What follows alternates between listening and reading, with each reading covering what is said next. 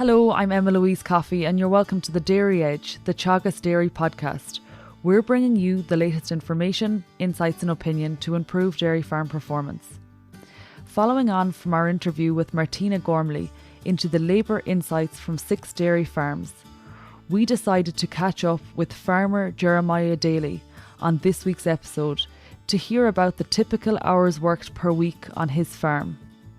Jeremiah has spent 24 hours per week on the farm across the spring and summer months, with an additional 20 hours of family labour to manage their 60 cow dairy herd plus young stock, while also working a full-time job off farm. Our farm is situated in East Kerry. We're farming 19 hectares, just over 19 hectares. 2/3 of the farm would be light soils, it would be quite steep. And there would be another third of the farm with clay loam, which would need a lot of management in difficult conditions. It's a family farm, so there is my wife and I and 4 children ranging in ages from 20 to 13. So everybody does their part. And looking at the labour focus updates every week, it's clear that you're a once-a-day farm. Were ye always once a day, Jeremiah, or did you make a switch from twice a day to once a day at some stage? Yeah, we were milking twice a day up to 2016. I work off farm, so we found ourselves with a young family, and I working long hours. It was difficult, and it was getting stressful to a point. So we decided at that stage that we would try once a day, because we always did it on the autumn. We'd always go once a day in the autumn, maybe from September on, and it really made the management quite easy. So we bit the bullet, and we started in the spring of 2016, and we've never looked back since.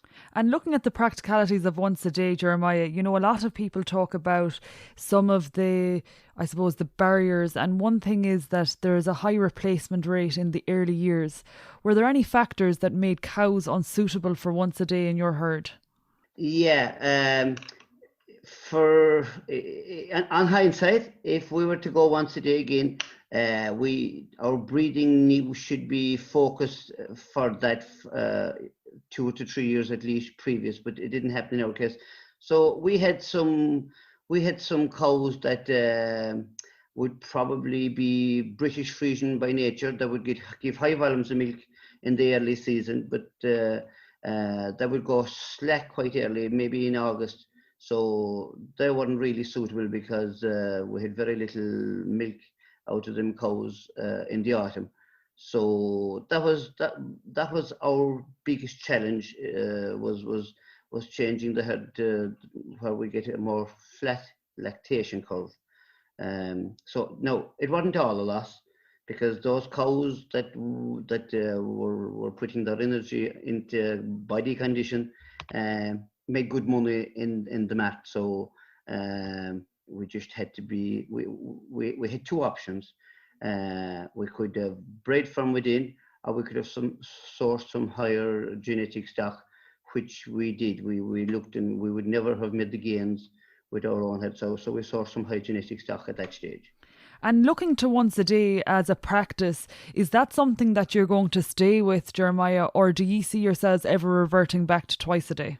No, Emily, we would have zero intention of going back to twice a day.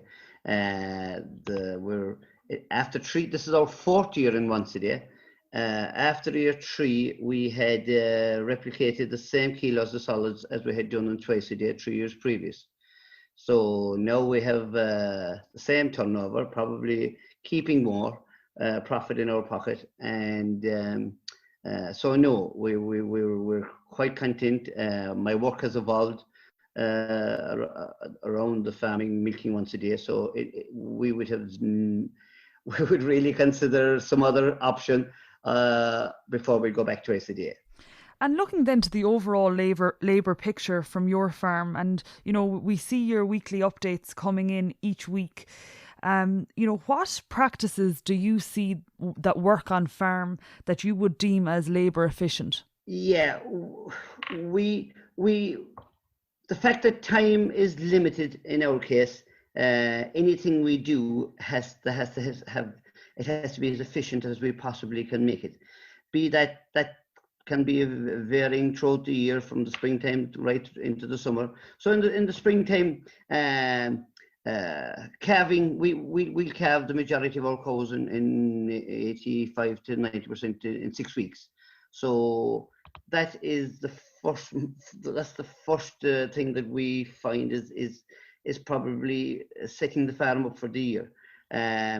So we also find that when there's a number of people involved in managing a farm, and this is typical in most farms now, where there's labourers being brought in to do different things, we have a simple plan.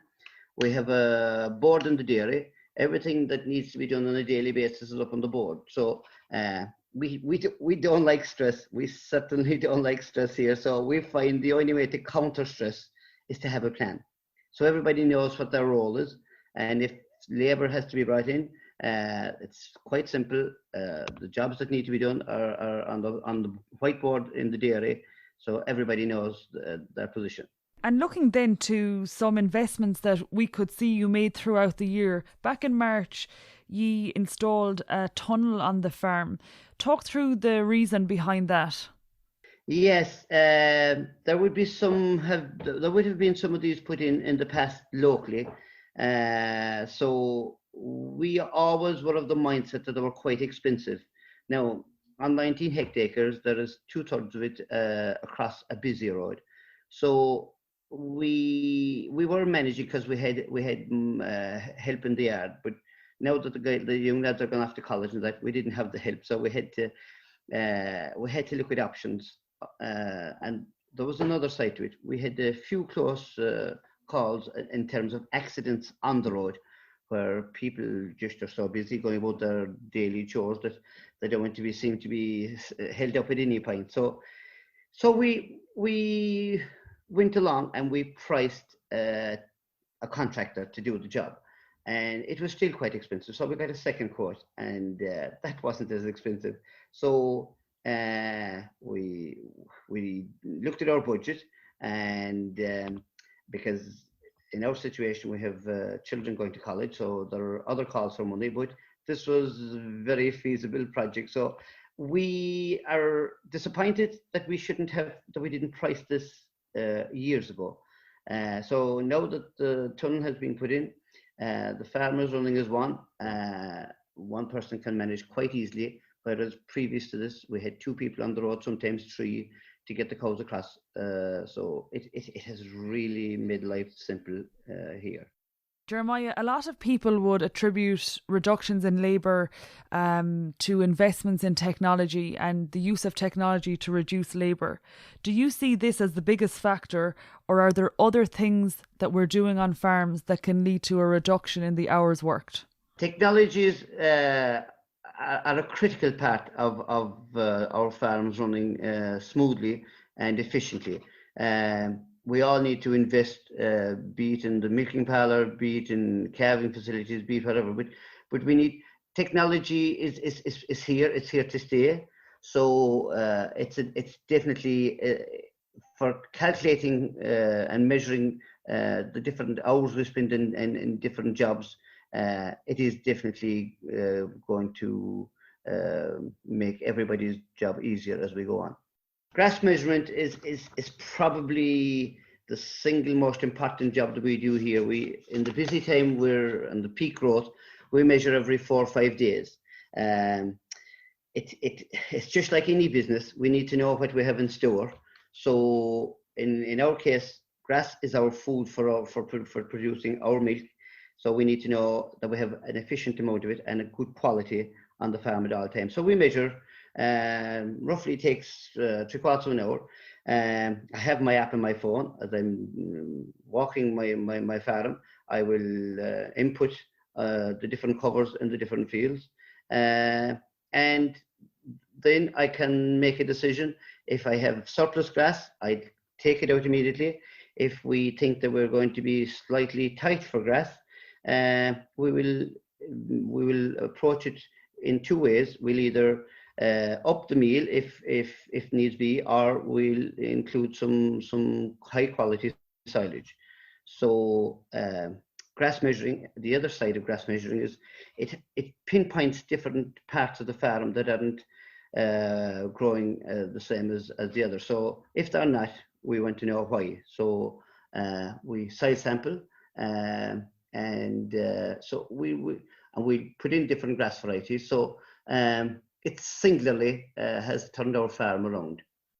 And you've pinpointed a few key things there in terms of grassland management, Jeremiah, looking at grass measurement, and you're doing it very frequently during peak growth. You're also looking then at the overall picture as a result of grass measurement, identifying poor growing paddocks, soil fertility of those paddocks, and also looking into reseeding. How long are you grass measuring, Jeremiah? We're grass measuring here, Emma, since 2014. I suppose, being honest, initially we dabbled with it. We did it. We didn't do it for a while. We came back at it again, but we realised quickly that it was giving us a clear picture of what was happening on the farm. So we started in 14, growing probably somewhere between 10 and 11 ton. And we have been building that steadily through soil fertility, through better management. So now we're growing on average 15 ton plus for the last few years. So that's our fodder. That's what's feeding our cows, and it's the cheapest fodder available.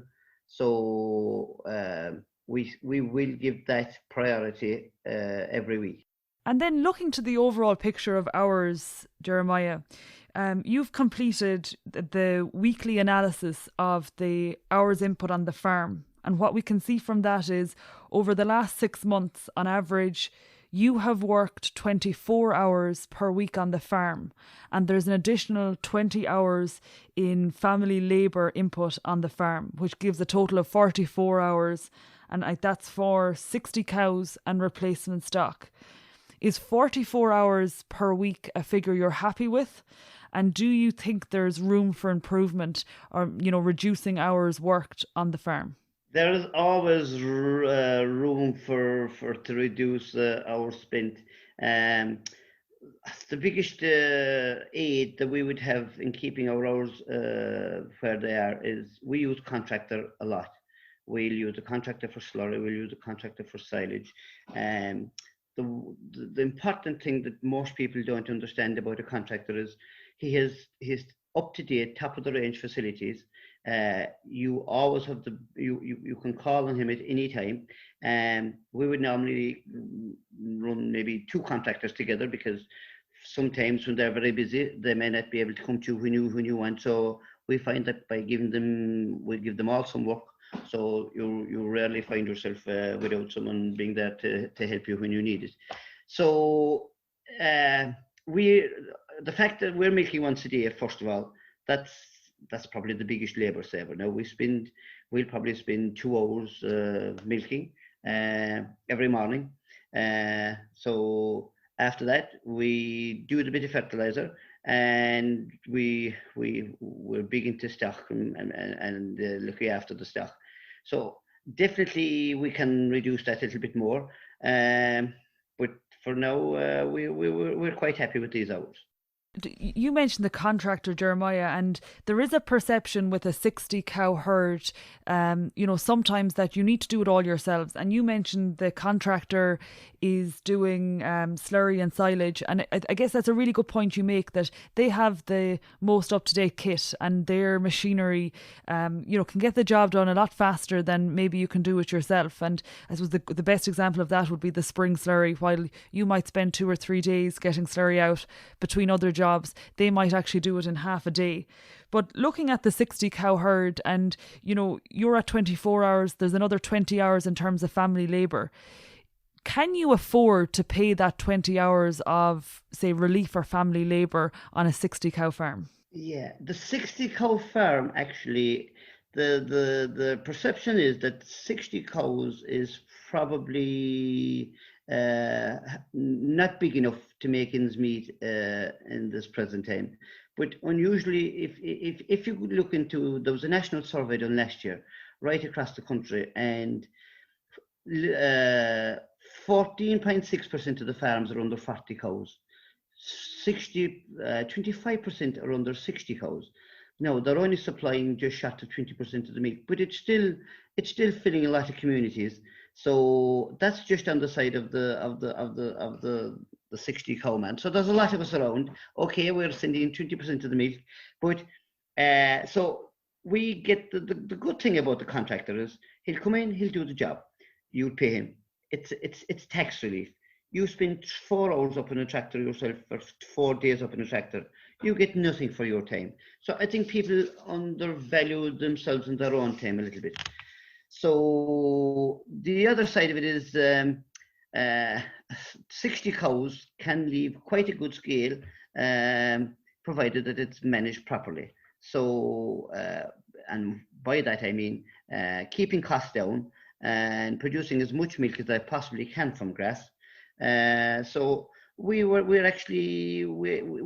find that I work full time, yet the milk checks still pay for most of the bills. So it's an interesting concept.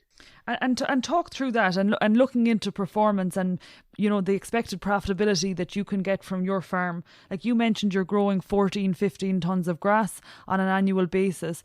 You also mentioned that in year 3 of once a day, you were on par with the performance previously at twice a day. Talk us through the performance of your herd and, you know, the expected profitability, maybe per cow or per hectare from your 60 cow farm. Right. So last year we milked on average 60 cows. We sold to the co-op just short of 372 kilos of solids per cow. So that's, now we were coming from a low base initially. So anybody that would go once a day, they will find themselves somewhere between 20 and 25% back on production than they would have been on a twice a day. That would be good management, good grassland practices. So another interesting concept here is we do profit monitor. We fill a profit monitor every year. We have been doing this for years. And the good thing about a profit monitor, it gives you a set of figures that you can compare with your own previously, or you can compare them with other farmers that will be doing similar practices to you. So last year there was, in our local discussion group, there was 4 farmers on once a day and the others were twice a day, and on all very efficient farms. Yet there was just €100 per hectare of a difference between the once a day farm and the twice a day farms. Looking then to somebody who's starting out in dairy, or a farmer who is listening today who is working long hours, what is your advice for them? First of all, they need to take a stand and look to see, they need to, as we did, they should measure their hours that they have put into different jobs on the farm. This is for the people that would be already dairying and would find themselves just being burnt out really and not enjoying it. This is back again to our enjoyment, getting enjoyment out of the job. So if they just look at the different times that it's taken them to do different jobs and bring that to their local advisor, bring it to someone, if they're joining a discussion group, if anywhere that I see somebody that's doing jobs maybe and they think that they're doing them much quicker than they are, just chat with them and see where they can maybe change a few little things at the time. Don't change everything together. Change a few things at the time and they will realize that every time you go and meet someone, you'll always learn something. So for the new guys starting out in dairying, definitely it's a profitable enterprise. They need to have a plan of where they want to be in 1 year's time, 2 years' time, 5 years' time. Now we have an old saying here. My father, he said, you should put your plans in sand and put your goals in stone. And the reason being, you can't change your goals, but you can change your plans to achieve your goal. So definitely, it's a really enjoyable lifestyle. But they need to have a plan. They need to have a budget.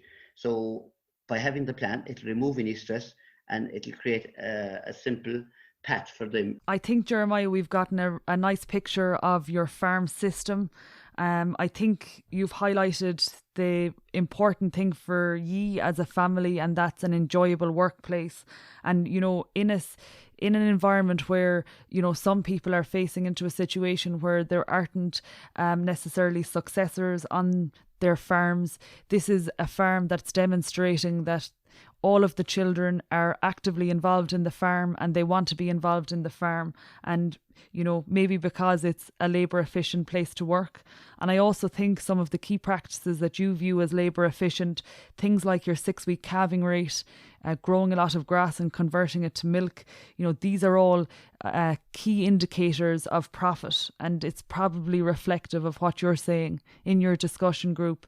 You know, you and the once a day farmers are on par with the guys milking twice a day. It's great to catch up, Jeremiah. Thank you. Thank you very much, Emma. Thank you. That's it for this week's episode of the Dairy Edge podcast. And my thanks to Jeremiah Daly for joining me on this week's show. Don't forget to rate, review and subscribe to the podcast. You can listen on Apple and Google Podcasts as well as Spotify. And for more information, go to the Teagasc website at teagasc.ie. I'm Emma-Louise Coffey, and join me next time for your Dairy Edge.